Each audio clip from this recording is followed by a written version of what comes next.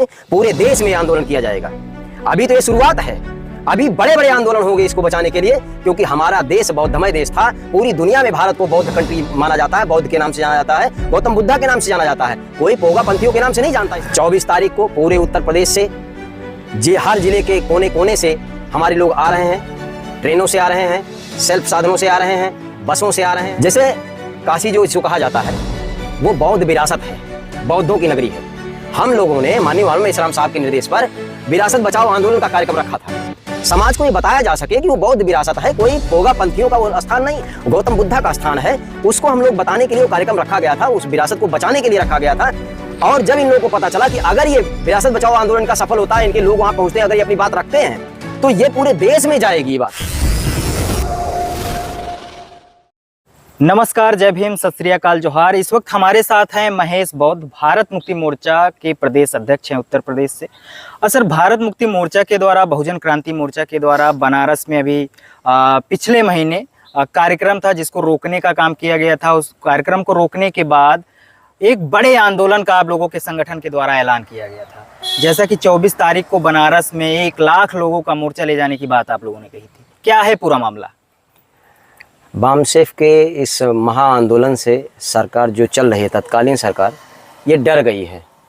क्योंकि हम जब भी कोई कार्यक्रम करते हैं, कोई भी आंदोलन करते हैं, तो समाज को लेके करते हैं, समाज की समस्याओं को लेके करते हैं। तो हमारी अभिव्यक्ति की जो आज़ादी है उसको ये सरकार छीनना चाहती है। इसलिए इस सरकार ने हमारे कार्यक्रमों को रोकने का प्रयास किया, और जब उसने रोका, हमारे परमिशन को उन्होंने रद्द करने का काम किया, तो उसके लिए हम लोगों ने 24 तारीख को महामोर्चा 1 लाख लोगों के साथ महामोर्चा निकालने का काम किया है। और पूरे उत्तर प्रदेश से बहुत भारी तादाद में लोग, ज़्यादा से ज़्यादा, हमने 1 लाख का टारगेट रखा है, इससे ज़्यादा भी हो सकते हैं, ज़्यादा से ज़्यादा लोगों को ले जाने का हम लोग प्रयास करेंगे। क्या लगता है, जिस तरीके से नागपुर में भी आप लोगों ने ऐलान किया था आरएसएस मुख्यालय पर मोर्चा ले जाने का, क्या उसी तरीके से यह मोर्चा होगा? हम लोग प्रयास में हैं ये उससे भी बड़ा मोर्चा हो, क्योंकि हम जब तक लड़ेंगे नहीं तब तक हम लोग कुछ कर नहीं पाएंगे। ये जो मनवादी सरकार है हमारे अधिकारों का छीनने का काम कर रही है। हमारी अभिव्यक्ति की आज़ादी जो सबसे ज़्यादा महत्वपूर्ण है, कोई व्यक्ति अगर अपनी बात नहीं रख सकता, अपनी बात कह नहीं सकता, तो फिर कर क्या सकता है? कुछ कर नहीं सकता। अगर हमारी अभिव्यक्ति की आज़ादी छिन गई, सरकार ने छीन लिया, तो हम किसी लायक नहीं रह जाएंगे। इसलिए बहुजनों के अधिकारों को बचाने के लिए, हम इस लड़ाई को लड़ने के लिए पूरी तरह से लामबंद हैं, पूरी कमर कस के हम लोग लगे हुए हैं, और उससे बड़ा महामोर्चा हम लोग निकालने का प्रयास कर रहे हैं। देखा जा रहा है भारत मुक्ति मोर्चा के जो राष्ट्रीय अध्यक्ष हैं वामन मेश्राम जी, उनका भारी पैमाने पर विरोध हो रहा है, उनके कार्यक्रम का विरोध हो रहा है। अभी हरियाणा में उनका कार्यक्रम हुआ, विरोध हुआ, कानपुर में उनका विरोध हुआ, वाराणसी में उनके कार्यक्रम को रोका जाने का काम किया गया। आखिर क्या कारण है? आज की जितनी भी पार्टियां हैं या जितने भी सामाजिक संगठन हैं, ये सभी लोग जो बहुजनों के मुद्दे हैं उस पर बोलने का काम तो करते नहीं हैं। और माननीय वामन मेश्राम साहब समाज के मुद्दे को लेकर, बहुजन 85 के जो लोग हैं उनके मुद्दे को लेकर लड़ाई लड़ने का काम कर रहे हैं, और सरकार को खुलो चुनौती देने का काम करते हैं। अगर जो माननीय वामन मेश्राम साहब का जो संदेश है समाज तक अगर पहुँच जाए, तो जो आज़ादी है ये हमको मिलने में देर नहीं लगेगी। हमारे समाज के लोग आज़ाद हो जाएंगे, सिर्फ उनका संदेश लोगों तक पहुंच जाए। और इसी से घबराहट हो रही है आरएसएस और बीजेपी को, और वो चाहती है कि माननीय वामन मेश्राम साहब का जो संदेश है वो समाज तक ना पहुंचने पाए।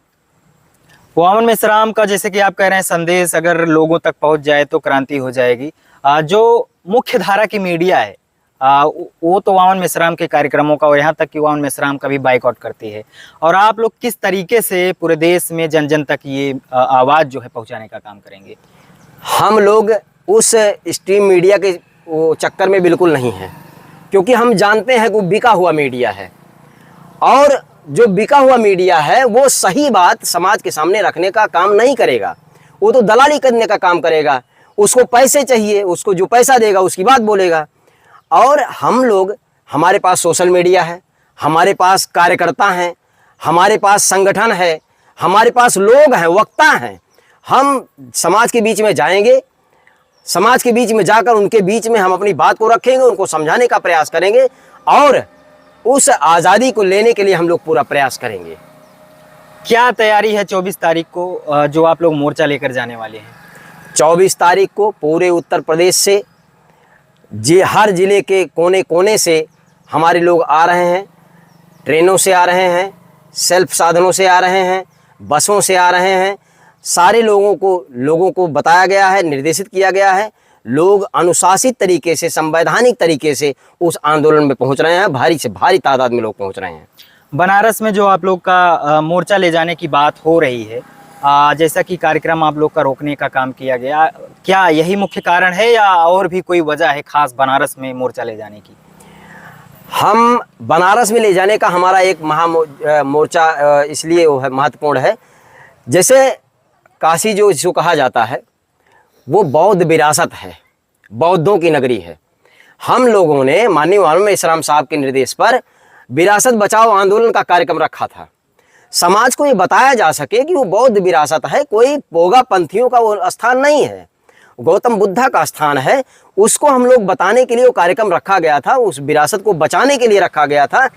और जब इन लोगों को पता चला कि अगर ये विरासत बचाओ आंदोलन का सफल होता है, इनके लोग वहाँ पहुँचते हैं, अगर ये अपनी बात रखते हैं तो ये पूरे देश में जाएगी, ये बात पूरे देश में जाएगी कि ये बौद्ध धम्म का ये स्थल है, ये बौद्ध धम्म का स्तूप है, वो बौद्ध विहार है जिसको इन लोगों ने कब्जा करके हिंदू मठ में तब्दील किया, हिंदू पोगा पंथियों में इसको तब्दील किया।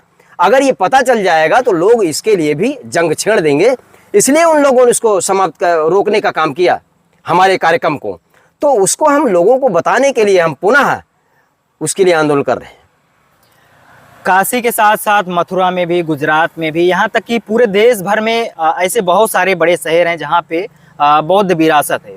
तो क्या बनारस की तरह जहाँ जहाँ बौद्ध विरासत है उसको बचाने के लिए आप लोग ऐसे ही मोर्चा लेकर जाएंगे? पूरे देश में जितनी भी बौद्ध विरासतें हैं उसको बचाने के लिए माननीय वामन इस्लाम साहब के नेतृत्व में, माननीय विलास खराज साहब के नेतृत्व में पूरे देश में आंदोलन किया जाएगा। अभी तो ये शुरुआत है, अभी बड़े बड़े आंदोलन होंगे इसको बचाने के लिए, क्योंकि हमारा देश बौद्धमय देश था। पूरी दुनिया में भारत को बौद्ध कंट्री माना जाता है, बौद्ध के नाम से जाना जाता है, गौतम बुद्धा के नाम से जाना जाता है। कोई पोगा पंथियों के नाम से नहीं जानता इस देश को, गौतम बुद्धा के नाम से इस देश को जानता है। और उस पहचान को हम पुनः इस भारत देश में को लाने के लिए हम लोग इस आंदोलन को पूरे देश में करेंगे। आप लोग जो मोर्चा लेकर जा रहे हैं, बाकी जो बहुजन समाज के संगठन हैं उनसे आप क्या अपील करना चाहेंगे? जो बहुजन समाज के जो और भी संगठन हैं, मैं उनसे निवेदन करना चाहूँगा कि अगर वास्तव में आप गौतम बुद्धा को मानते हो, डॉक्टर बाबा साहब अम्बेडकर को मानते हो, हमारे महापुरुषों को मानते हो, उनके त्याग और समर्पण और बलिदान को आप अगर मानते हो, तो इस बौद्ध विरासत को बचाने के लिए आप भी अपना तन मन धन का सहयोग करें। आप भी जहाँ भी हैं वहाँ अपने लोगों को बताएं और ज़्यादा से ज़्यादा संख्या में जो हमारे आंदोलन चल रहे हैं, इस आंदोलन में लोगों को पहुँचाने का काम करें। क्योंकि अगर हमारी विरासत नहीं बची तो आने वाले समय में हम पुनः गुलाम होंगे। हमको गुलाम होने से कोई रोक नहीं सकता और गुलामों का कोई अधिकार नहीं होता है। गुलाम सिर्फ गुलाम होता है, उसे सिर्फ काम करना होता है। जो शासक चाहेगा वही काम कर सकता है, उससे ज़्यादा उसको कुछ नहीं हो सकता। केंद्र में बीजेपी की सत्ता है और बहुजन मूवमेंट को कहीं ना कहीं कमज़ोर करने के लिए रोकने का प्रयास निरंतर बीजेपी और आरएसएस के द्वारा किया जा रहा है। आप लोग आंदोलन कर रहे हैं, मोर्चा ले जाने की बात कर रहे हैं। मान लीजिए अगर कल जो मोर्चा आप ले जाने वाले हैं 24 तारीख को, अगर प्रशासन के द्वारा सरकार के दबाव में आपके इस मोर्चे को रोकने का प्रयास किया गया तो आप लोगों का अगला कदम क्या होगा? ये अगर हमारे मोर्चे को रोकने का प्रयास किया गया तो ये आग पूरे देश में फैलेगी। हम लोग रोडों पर उतरेंगे, क्योंकि हक जो है अधिकार मांगने से नहीं मिलता, छीनना पड़ता है। अगर हम छीन नहीं पाएंगे तो हम स्वतः मिट जाएंगे। इसलिए हम अपने अधिकार को छीनने के लिए हम रोडों पर लड़ेंगे, रोडों पर उतरेंगे, हम संघर्ष करेंगे, किसी भी हद तक जाने को तैयार रहेंगे। भारतीय संविधान के दायरे में रहकर हम लोग सारे काम को करेंगे। जी, बहुत बहुत धन्यवाद आपका।